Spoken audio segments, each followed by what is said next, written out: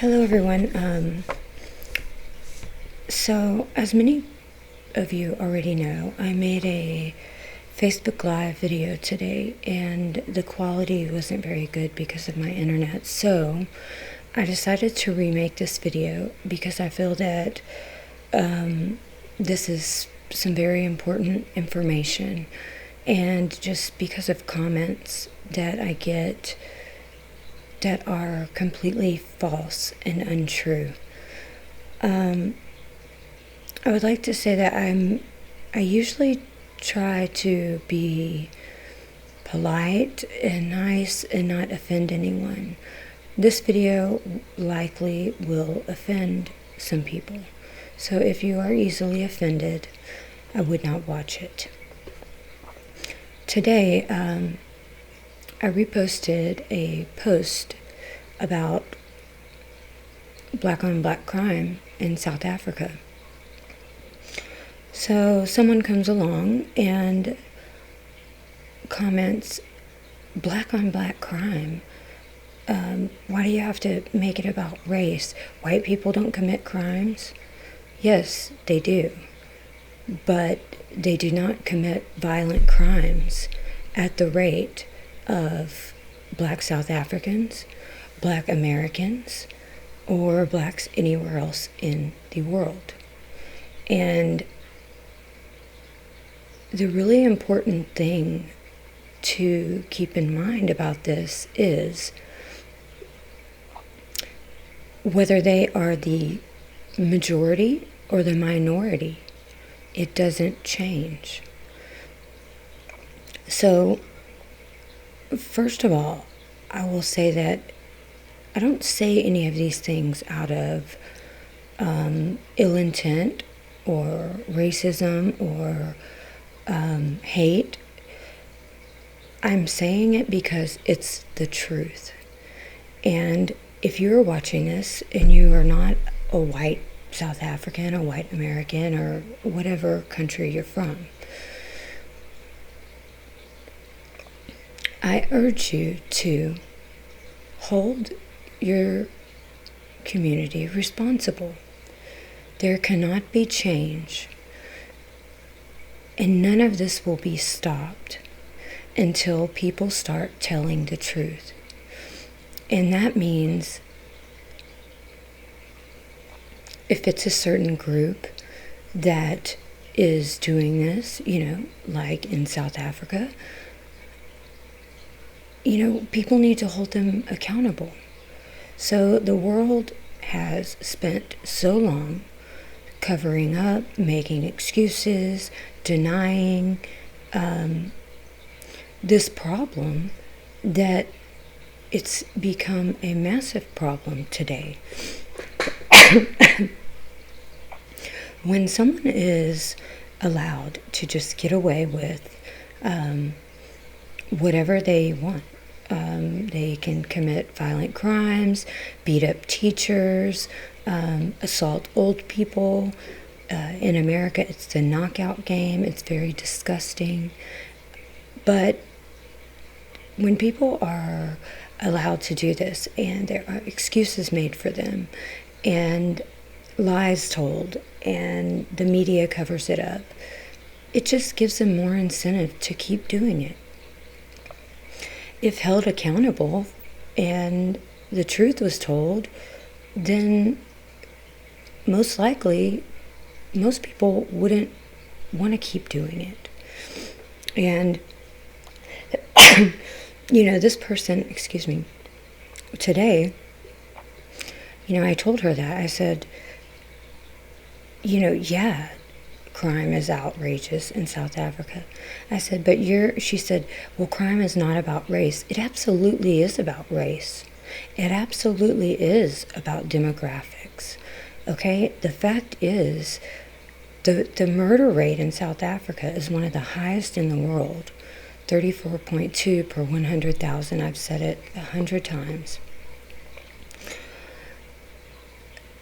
So, how many of those murders are committed by whites? Prove me wrong. Because I know that the vast majority of these are black on black crime, black on white crime, black on everyone else crime. I'm not saying that other races do not commit crime. They do. But the scale on which the murders are taking place, not only in South Africa, but America. In America, this is the minority, 13% of the population. Yet, this 13% of the population commits 53% of the murder. And those are Department of Justice statistics, okay? So what that says is there's a problem. I don't have scientific facts or statistics on why this is happening, but it's very obvious to me that the black minority in America and the majority in South Africa commit more violent crime than anyone else. That is a fact. So I urge all people to hold people accountable. Stop lying. Stop making up things out of your head and telling yourself and other people that these things don't matter, that these numbers don't matter, who's committing the crime doesn't matter. It does matter. And it matters because there are victims to the crime, okay? And it's important because we have to know who is committing the crime if we want to fix it. So, with that said, this person also told me something about my false white genocide narrative. So, this is why I made the video. It made me angry because I proceeded to ask her what exactly she thought genocide was and what she had read or studied or been taught for her to know what genocide was, and for my definition of genocide to be untrue. I didn't get anything back except basically called a racist and that I didn't post about white crimes. No, because I don't need to. The media blows up every crime that a white person commits. It's on every media channel. It is talked about for weeks. Yet we have this epidemic of black on black crime in America, too, that is completely ignored and lied about. In fact, the only person that's had the guts to report and speak out honestly on these stories that the media lie about is Colin Flaherty. And he's given a lot of flack, but if you've ever watched any of his videos, he just speaks on factual information. He chooses news stories where there was, black mobs attacking people, each other, other races, at malls, playing the knockout game, whatever it is. And he just tells the truth about it because the media doesn't. So I posted the entire framework of analysis in the comment section for her to read and told her this is genocide.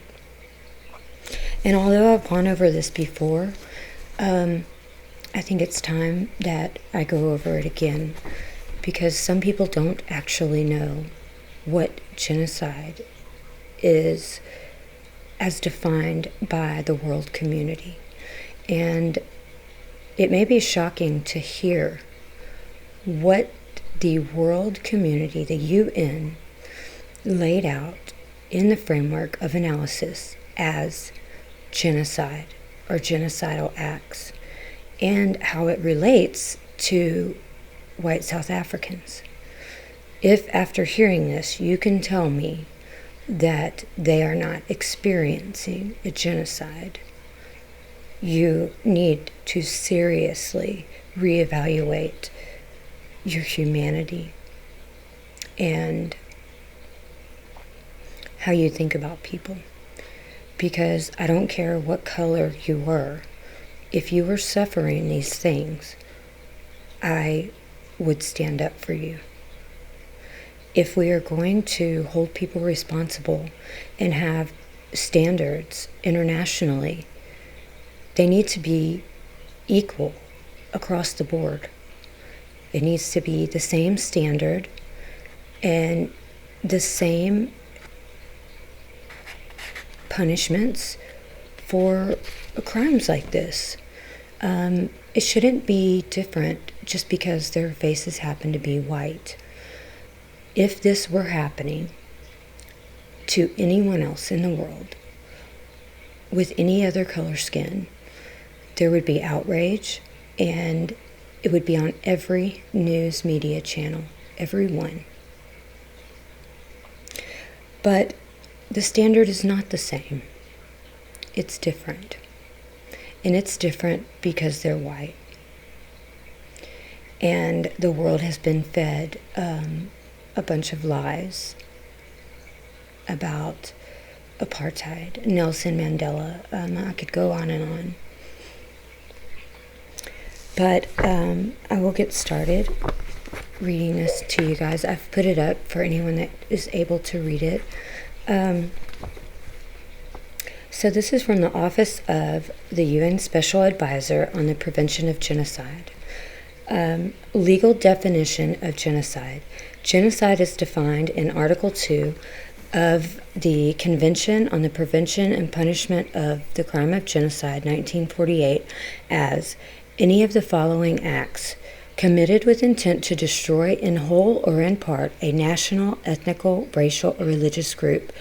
As such, killing members of the group, causing serious bodily or mental harm to members of the group, deliberately inflicting on the group conditions of life calculated to bring about its physical destruction in whole or in part, imposing measures intended to prevent births within groups, and forcibly transferring children of the group to another group. So the elements of the framework.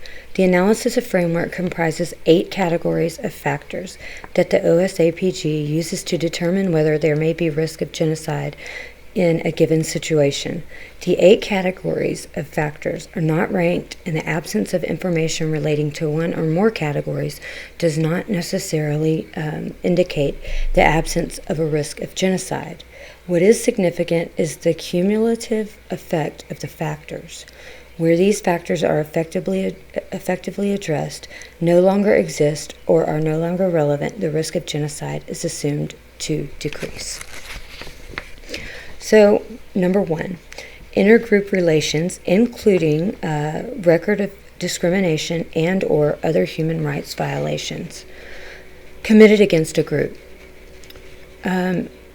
Relations between and among groups in terms of tensions, power and economic relations, including perceptions about the targeted group. It says perceptions, not facts. So what others perceive to be true, it doesn't mean that it's true.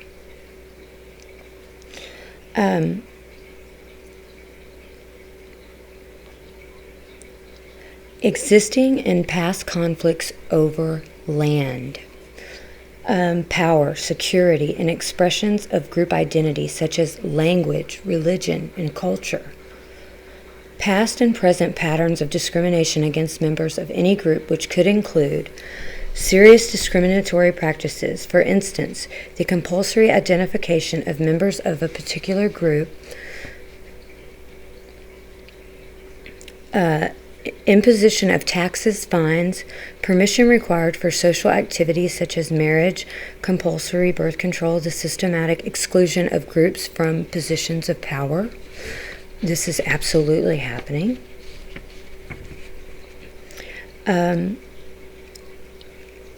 Power, employment in state institutions and or key professions. This is a huge factor. Significant disparities in socioeconomic indicators showing a pattern of deliberate exclusion from economic resources in social and political life. This is also a huge factor. References to past human rights violations committed against a possible perpetrator group as a justification for genocidal acts against the targeted group in the future. This is a huge problem. History of genocide or related serious and massive human rights violations against a particular group and denial by perpetrators. So 2, structures that exist to protect the population and deter genocide include effective legislative protection. These people have none. Independent judiciary and effective national human rights institutions. They have AFRIFORM. There are no state institutions. Presence of international actors such as UN operations capable of protecting vulnerable groups, neutral security forces, and independent media. No independent media, no neutral security forces, and the UN has turned their back. So existing structures, the effectiveness of those structures. Okay, there are none, so they cannot be effective. Whether vulnerable groups have genuine access to the protection afforded by these structures. There are none. Patterns of impunity and lack of accountability for past crimes committed against the targeted group. Okay, this has been going on for 25 years. It's still being denied. When there's factual evidence in black and white, in pictures and videos, every president since Nelson Mandela has called for their murder. Other options for obtaining protection against genocide: presence of peacekeepers in a position to defend the group or seeking asylum in other countries. So asylum is very hard to get. There's no one there to be peacekeepers. 3, whether there exists a capacity to perpetrate genocide. Absolutely there does. Especially but not exclusively by killing. How armed groups are formed and who arms them, and what links they have to state authorities. In cases of armed rebellions or uprisings, whether a state is justified targeting groups from which armed actors have drawn their membership. 4, motivation of leading actors in the state region, acts which serve to encourage divisions between national, racial, ethnic, and religious groups. Okay, underlying political, economic, military, or other motivation to target a group, to target a group and to separate it from the rest of the population. This is done on a regular basis by top officials in government. Julius Malema, Ramaphosa, everyone. Depiction of a targeted group as dangerous, disloyal, a security or economic threat, or as unworthy or inferior, so as to justify against action against the group. This is done every day. Propaganda campaigns and fabrications about the targeted group used to justify acts against a targeted group by use of dominant, controlled media or mirror politics. So what they actually do is they try to make it seem as if blacks were slaughtered during apartheid. This is not true. This is a lie.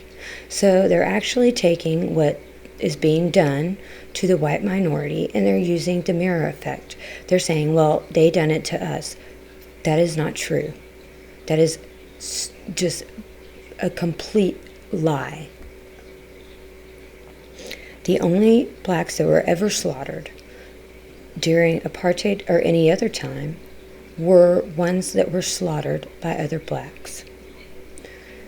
I'm not saying there weren't murders or whatever, but there was nothing like there is today. Nothing. Number 5, circumstances that facilitate perpetration of genocide, so dynamic factors. Any development of events, whether gradual or sudden, it doesn't have a time frame,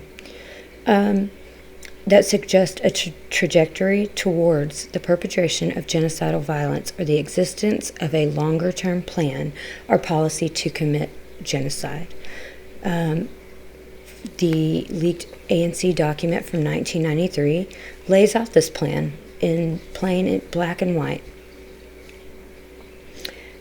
Sudden or gradual strengthening of the military or security apparatus, creation or increased support of militia groups, in the absence of discernible legitimate threats, attempts to reduce or eradicate diversity within the security apparatus.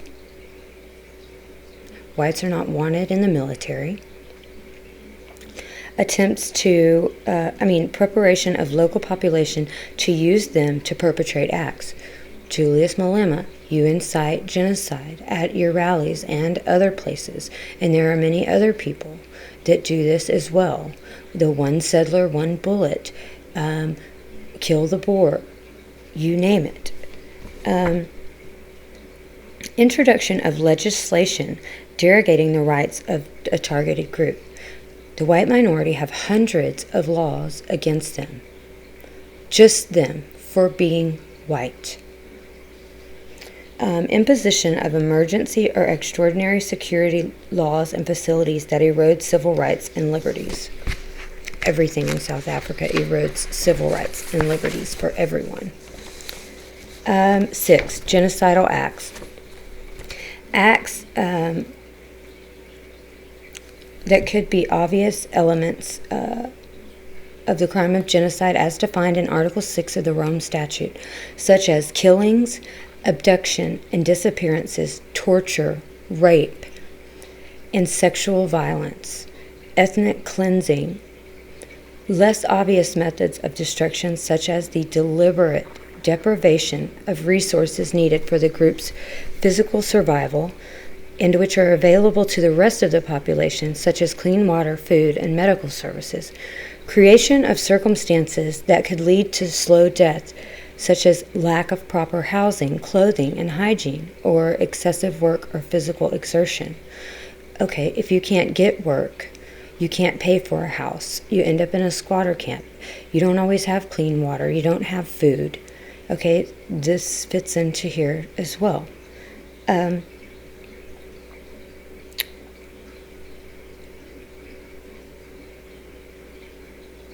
For creation of circumstances that lead to a slow death. Okay, I said that.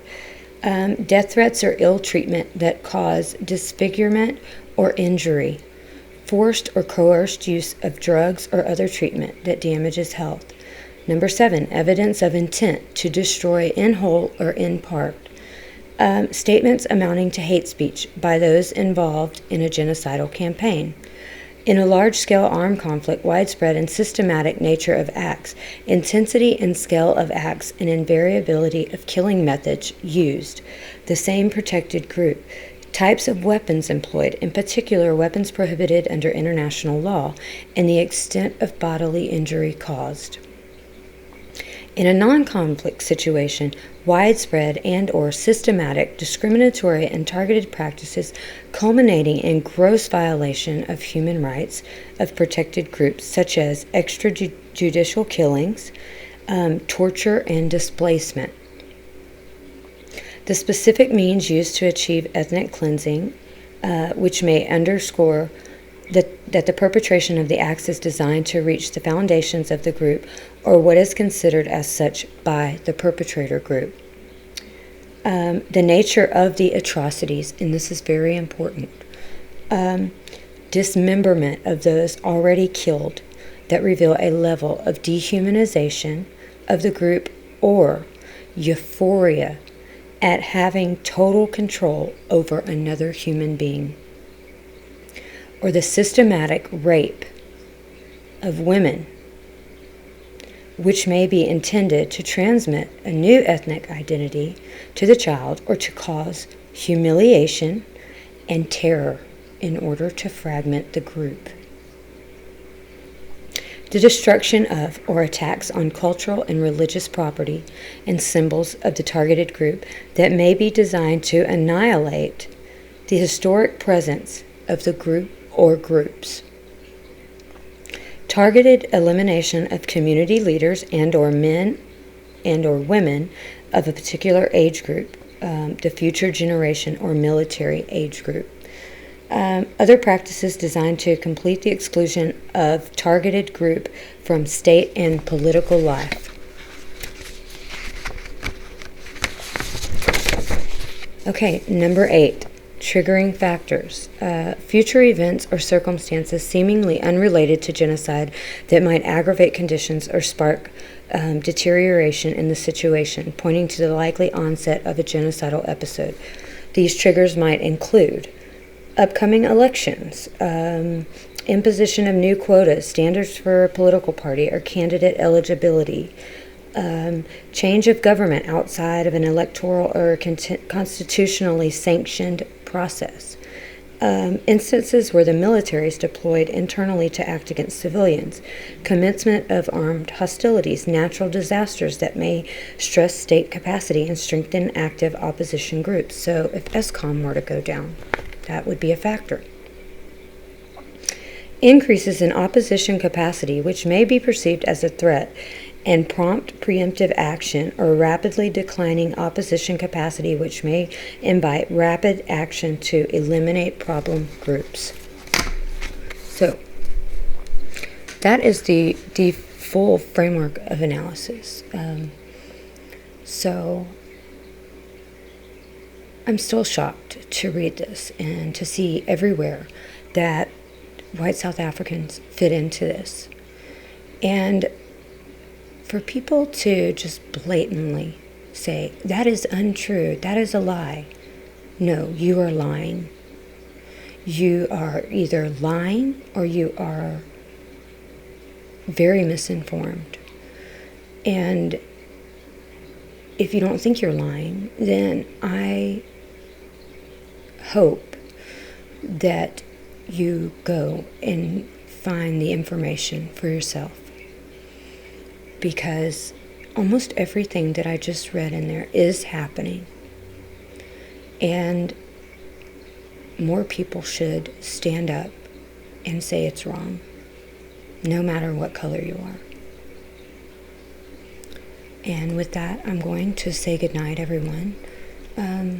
Please leave your comments to let me know what you think. Thank you.